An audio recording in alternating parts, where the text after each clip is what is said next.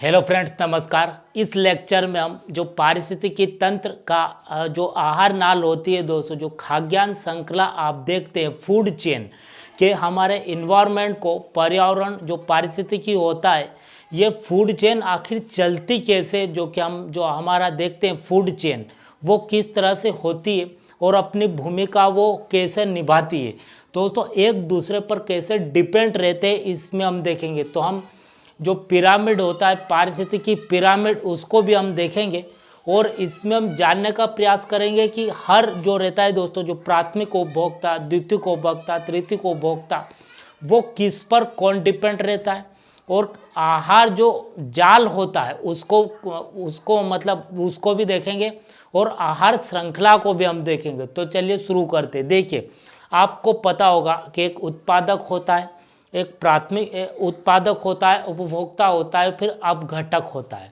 उत्पादक जो कोई घास होता है, जो कि वहाँ पर वो घास होता है, वो उत्पादक हो जाता है। उसको जो खाता है, जो शाकाहारी जो रहता है, जो घास फूस खाता है, वो प्राथमिक उपभोक्ता हो जाता है। और उसके बाद में जो उसको खाता है, मतलब जो मांसाहारी हो जाता है, तो वह द्वितीयक उपभोक्ता, और जो फिर ऐसे चेन बनती है। तो फूड चेन दोस्तों, ये क्या है, पूरी पृथ्वी पर किस तरह से चलती है और अपना कार्य करती है, इसको देखते। देखिए, सबसे पहले हम इनको यूँ देखेंगे और फिर मिलाएंगे फूड चेन किस तरह से कार्य करती है। देखिए, यहाँ पर घास है, तो ये जितने भी आज घास देख रहे हैं दोस्तों, ये उत्पादक हो जाते हैं। क्या हो जाते हैं? उत्पादक हो जाते हैं। और इन सब पर सूर्य की रोशनी पड़ती है।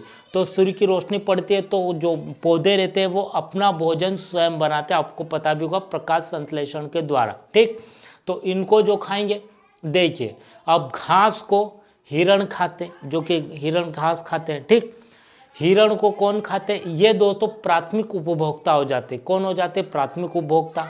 फिर इनको जो खाएंगे वो द्वितीयक हो जाएंगे, फिर इनको जो खाएंगे वो तृतीयक, ऐसे चलता जाता है। इनको जो उत्पादक बोला था, जो घास फूस पेड़ पौधे रहते हैं, इन सबको उत्पादक बोला जाता है। और इनको अपना भोजन कहाँ से बनाते हैं? तो प्रकाश संश्लेषण के द्वारा, सूर्य की रोशनी से। ठीक, तो देखिए, घास को हिरण खाते हैं, ये प्राथमिक उपभोक्ता हो जाते हैं, ये शाकाहारी होते हैं। ठीक, हिरण को शेर खाता है, शेर मांसाहारी हो जाता है। तो देखिए, हिरण किस पर डिपेंड था? तो घास पर डिपेंड था। घास नहीं रहेगी तो हिरण नहीं रहेगा, हिरण नहीं रहेगा और दूसरे जानवर हो जाते, वो नहीं रहेंगे तो शेर नहीं रहेगा। दोस्तों, एक चेन चल रही ना, फूड चेन, जो कि आप देखते हैं।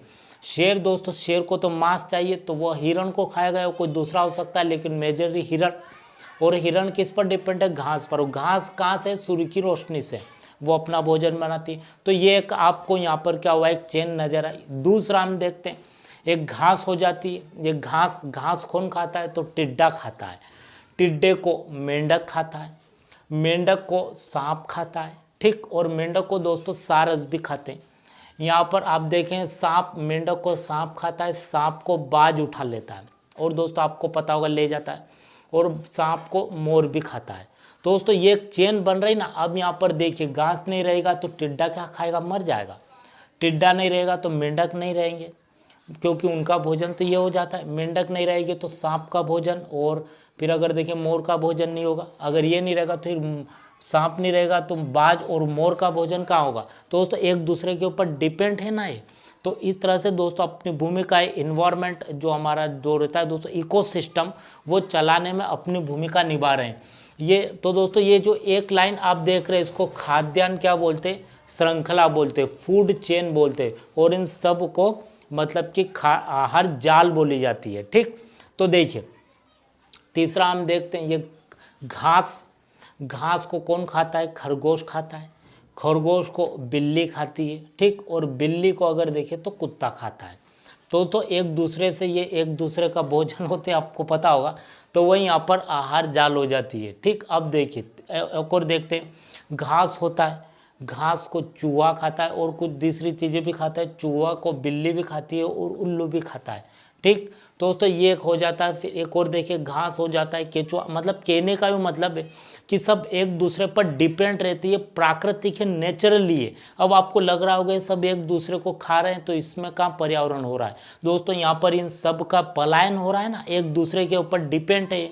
अगर समझिए उसके आगे वाला नहीं रहेगा तो ये नहीं रहेगा, ये नहीं रहेगा तो फिर इसके पीछे वाला कैसे रहेगा, तो इस दूसरे पर डिपेंड है, नेचुरली ये चल रहा है। तो ये व्यवस्था चलती रही, क्योंकि सबको अपना पलायन करना, अपना जीवन दोस्तों, ठीक। तो देखिए घास को केचुआ खाता है, केचुआ दोस्तों ये पारितंत्र, ये सब अपने अपने क्षेत्र के पारितंत्र हो जाते हैं, जो कि इनको आप क्या बोल सकते हैं, इकोसिस्टम भी बोल सकते हैं। देखिए घास को केचुआ खाता है, ये समुद्र का पारितंत्र, केचुए को मछली खाती है और मछली को सारस खाती है। यहाँ पर एक और देखिए जो नॉर्मल हो जाता है, घास को बकरी खाती है, बकरी को कुत्ता खाता है, और कुत्ता को दोस्तों दूसरा सभी शेर, जो मांसाहारी शेर तो मांसाहारी होते हैं तो वो किसी को भी खा लेते हैं। और दोस्तों जो घास और मांस, मतलब जो शाकाहारी और मांसाहारी दोनों को खाते हैं वो सर्वाहारी हो जाते हैं, जो हम हो जाते हैं। यहाँ पर दोस्तों आपको पता चला ये सब घास उत्पादक हो जाती है, और इनको खाने वाले फिर प्राथमिक उपभोक्ता, द्वितीय उपभोक्ता, तृतीय उपभोक्ता हो जाते हैं। तो आपको यहाँ पर समझ में आया फूड चेन, जो आहार नाल होती है, खाद्यान्न जाल होता है, किस तरह से अपना कार्य करता है, वो आपने देखा, सब एक दूसरे पर डिपेंड रहते हैं। अब यहाँ पर हम देखेंगे कि इनको दोस्तों एनर्जी कैसे मिलती है। तो दोस्तों जो यहाँ पर आप समझिए कि जो प्राथमिक जो उत्पादक रहता है, उत्पादक दोस्तों ज़्यादा होना चाहिए। कितना होना चाहिए उत्पादक, तो 10% दोस्तों। यहाँ पर अगर देखें तो 10% चलता है, क्या चलता है 10%, मतलब कि यहाँ पर 1000 इसको एनर्जी मिली, 1000 मान लो कैलोरी ऊर्जा यहाँ पर सूर्य की रोशनी इस घास ने ली, घास ही उत्पादक है सब। तो देखिए यहाँ पर इसने 1000 कैलोरी इसको ऊर्जा मिली। अब देखिए इस उत्पादक को कोई शाकाहारी खा लेगा तो उसका 10% कितना होगा, तो दोस्तों यहाँ पर हो जाएगा 100 कैलोरी इसको ऊर्जा मिली। फिर इसको द्वितीय, ये प्राथमिक उपभोक्ता हो जाता है, फिर उसको द्वितीय उपभोक्ता खा लेगा इसको, तो इसको इसका 10% मिलेगा, मतलब 100 का 10, तो 10 कैलोरी ऊर्जा। फिर इसको द्वितीय उपभोक्ता को कोई तृतीय उपभोक्ता खा लेगा तो फिर उसको 1 कैलोरी ऊर्जा मिलेगी। फिर उसको चतुर्थ उपभोक्ता खा लेगा तो फिर इसको 1 पॉइंट उसका 10% हो जाएगा। दोस्तों ये 10% क्या है, मतलब कि घटता जाता है, इसको उसका 10%, फिर इसको 10%, फिर इसको 10%, फिर इसको 10%, तो ऐसे एनर्जी होती है, तो उत्पादक हो जाता है। उत्पादक सबसे ज़्यादा होना चाहिए, यूँ सबसे ज़्यादा उत्पादक होना चाहिए। फिर उसके बाद में प्राथमिक उपभोक्ता, फिर द्वितीय उपभोक्ता, उससे कम तृतीय, फिर उससे कम, जो चेन बढ़ती जाती है कम होता जाता है। क्योंकि आप देखिए ये उत्पादक सबसे कम रहेगा तो ये प्राथमिक उपभोक्ता ज़्यादा रहेंगे, तो ये खाएंगे और आधे भूखे रहेंगे तो ये मर जाएंगे। जब ये मर जाएंगे तो ये वाले किस पर डिपेंड रहेंगे, फिर ये इनको नहीं खा पाएंगे तो ये मर जाएंगे। जब ये नहीं रहेंगे तो ये मर जाएंगे। तो एक दूसरे पर डिपेंड है ना। यहाँ पर ये जाल, जो आहार जाल है उसमें अपनी भूमिका निभा रहे और इनका 10% होता जाता है। तो दोस्तों ये एनर्जी है, यहाँ से नीचे नीचे 10% जाती है। लेकिन दोस्तों आपको जो जहर रहता है, जो पॉइजन होता है, वो यहाँ पर तेज़ी से जाएगा। जैसे कि इस वाले को प्राथमिक उपभोक्ता को है और प्राथमिक उपभोक्ता मर गया है खाकर, तो ये द्वितीय उपभोक्ता उसका खाएगा तो ये भी मर जाएगा, ये खाएगा तो ये भी मर जाएगा, ये खाएगा तो ये भी मर जाएगा। मतलब जहर उसी स्पीड से फैलेगा, लेकिन एनर्जी दोस्तों बहुत ही लेट पहुंचती है। जैसे यहाँ इसको 1000 कैलोरी थी तो इसका सिर्फ इसको 10% ही मिलेगा, मतलब कि 100 कैलोरी ही मिलेगा इसको, या ये इसको खाएगा तो इसको सिर्फ 10 कैलोरी मिलेगी। तो ये 10% नीचे तक जाता है। लेकिन जब पॉइजन होता है, जहर होता है, वो काफ़ी तेज़ी से फैलता है। जितना उतना था उसका उतना उसमें जाएगा और फिर वो खा लेगा तो उतना ही जाएगा। दोस्तों ये आहार जाल हो जाती है, फूड चेन हो जाती है, किस तरह से नेचर में अपनी भूमिका निभाती है ये आपको यहाँ पर पता चला। इसमें मनुष्य भी आ जाते हैं। घास जो मनुष्य जो तो शाकाहारी होते और मांसाहारी वो दोनों खाते तो उनको सर्वाहारी कहते।